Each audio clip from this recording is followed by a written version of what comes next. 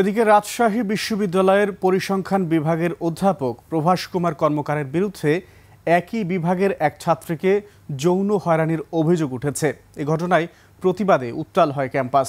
রোববার বিকেল 3:30টার দিকে ডিপার্টমেন্টের ঘেরাও করে প্রভাস কুমার কর্মকারের অফিস কক্ষের নাম্বার প্লেট ভাঙচুর করে শিক্ষার্থীরা। পরে তারা ডিপার্টমেন্টের সামনে এসে অবস্থান কর্মসূচি ও বিক্ষোভ করে। দ্রুত সুষ্ঠু তদন্ত সহ যৌন নিপীড়ক শিক্ষকদের বিরুদ্ধে কঠোরতম শাস্তির দাবি জানায় শিক্ষার্থীরা।